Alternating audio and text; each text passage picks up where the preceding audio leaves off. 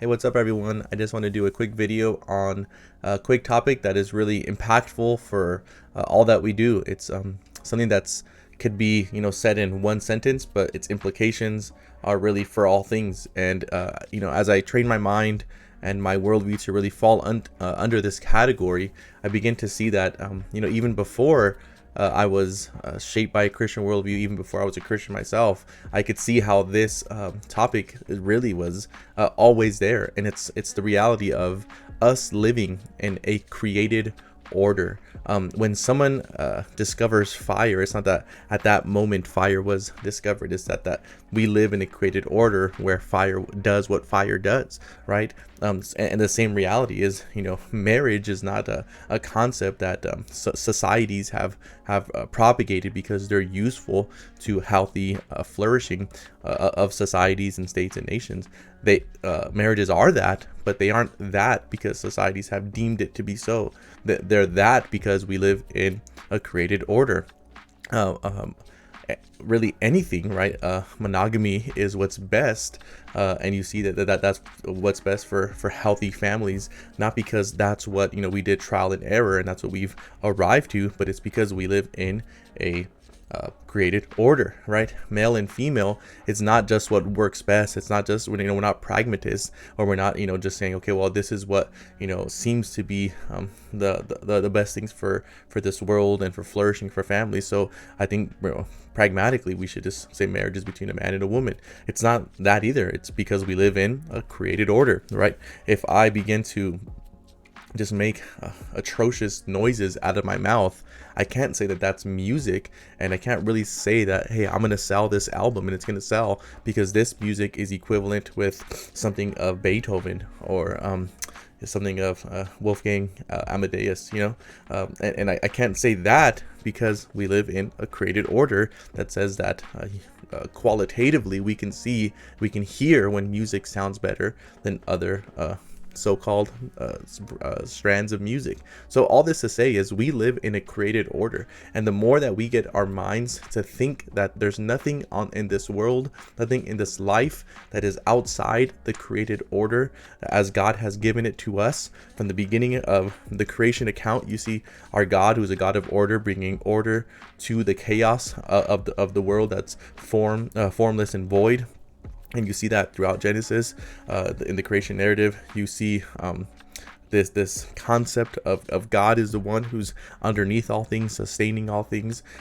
Colossians 1 says that all things were created by Christ, for Christ, and through Christ. And Christ is the one that all this has to rise up to in his created order. We all bear the image of God.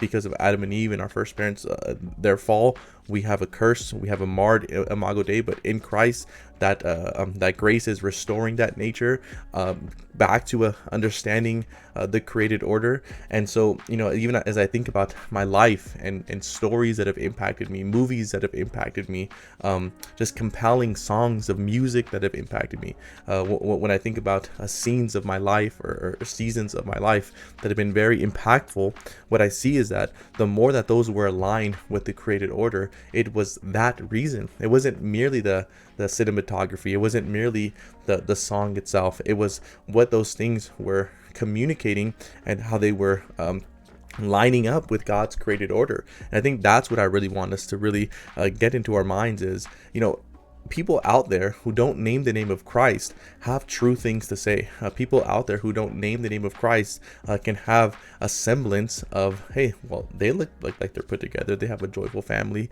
They use their finances well. They, from the outside, it looks really, really good. And why is that? Is it, again, pragmatically just because, hey, that works for them, so let's not bother them? No, it's because they themselves, unbeknownst to them, are living in accordance with the created order. So we need to really begin to look at everything around us and really think in terms of, in what way has God fashioned this world in A, B, C, D, E, F, G, all the way down in accordance with his word? How has God created things to be? And how can we, because grace restores that, seek to bring our lives under that for the glory and the supremacy of Christ, because it's all truly for him. Romans 1 says that when we are given up to a debased mind, we begin to turn on the created order and give over ourselves to unnatural things, right? So if we invert that, what does a God glorifying mind do? What does a redeemed mind do? It begins to take the things of this life and bring them back under the natural ordering of things that God has done by his order, his creation, his nature, as it were. So if one direction goes this way, we as Christians must go that way. And even as you've been hearing in Danny's Sunday schools, as we do this is all done in love, right? A created order demands rightly ordered loves within that created order, lest we begin to become unbalanced and place things in different categories of importance in the created order. Think about even the term ordered loves, a created order. And I just think too many Christians live their lives not thinking about the created order, not thinking about a rightly ordered love toward God in all things. They don't think about the joy and the glory that Christ is giving and receiving as we live our lives for him. And we just kind of live life happenstance, when we really need to see this is a created order. We live within the realm of a created order, and we need to bring all things in our life in subjection to that, as our worship, as our joy, as our happiness, as our delight. And as we begin to do that, because now we're thinking God's thoughts after him, because we're now walking in his ways, because we're now literally in his statutes, we'll align ourselves with the created order, and things will be as they should be. And persecution might come, suffering might come, no one is saying that, but if we can really get our lives to begin to be transformed by realizing if all of creation is a created order, right? Even the word cosmos, even cosmology, right? Everything. Think about the word cosmetics. What is cosmetics?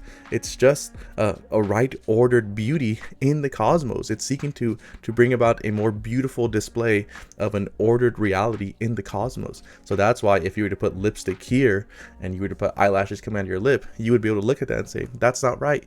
Why is that? Because we can recognize that stuff. So as we can recognize that, we need to do that with all things in our life. So Christians, know that you live in a created order, and it's our joy, our delight, it's our bringing all of this to Christ, because it's all for him. It's all done out of love for him and from him, and seek to bring your life, all of it, into the created order that God has given you.